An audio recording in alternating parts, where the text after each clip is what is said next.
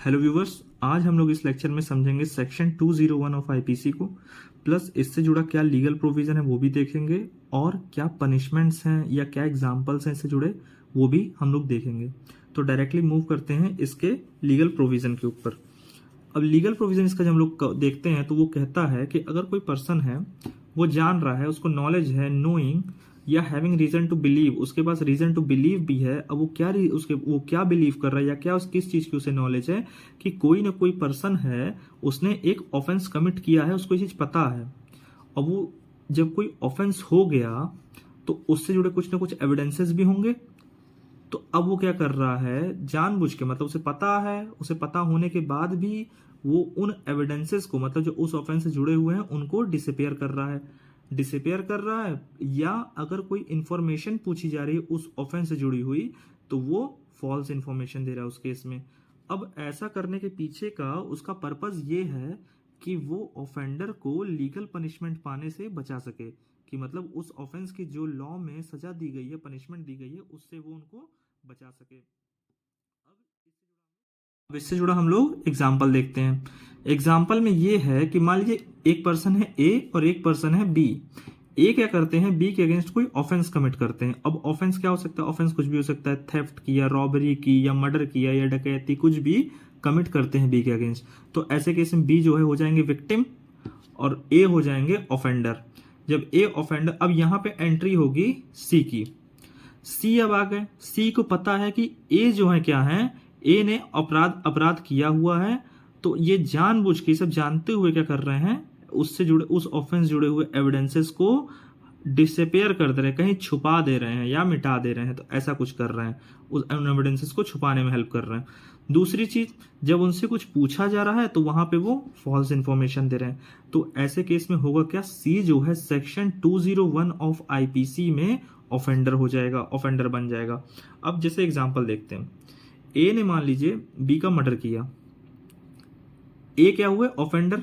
किस केस में, 302 में, 302 ऑफ आईपीसी में चले जाएंगे ये हो जाएंगे मर्डरर, और ये हो जाएगा विक्टिम जिसका मर्डर हुआ। अब यहां पे एंट्री होती है सी। ये क्या कर रहे हैं, अब सी क्या करते हैं, ए के साथ मिलके बी की जो है बॉडी छुपा रहे हैं साथ में।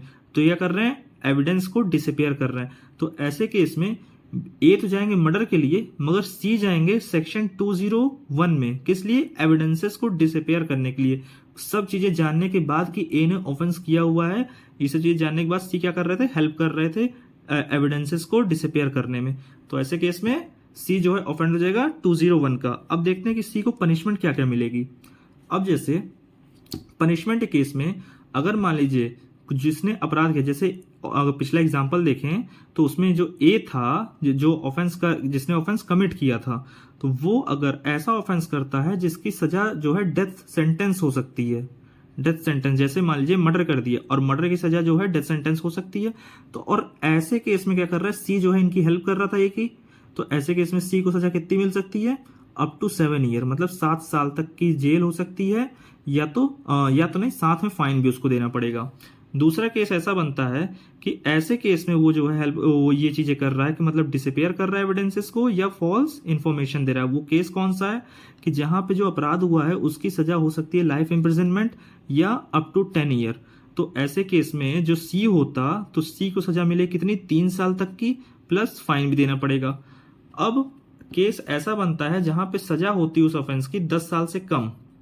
जैसे ए अगर कोई ऐसा अपराध करता जहां पे ए को सजा मिलती 10 साल से कम तक की, तो वहां पे वो सी जो है क्या कर रहा था, अगर डिसअपियर कर रहा था एविडेंसेस को या फॉल्स इंफॉर्मेशन दे रहा था, तो ऐसे केस में सी जो है लाइबल होगा 1/4 ऑफ मैक्सिमम पनिशमेंट के लिए। जैसे मान लीजिए कोई पनिशमेंट है, कोई ऑफेंस है, जैसे ए ने जो ऑफेंस किया था उसकी सजा उसे मैक्सिमम मिलती है 8 ईयर्स।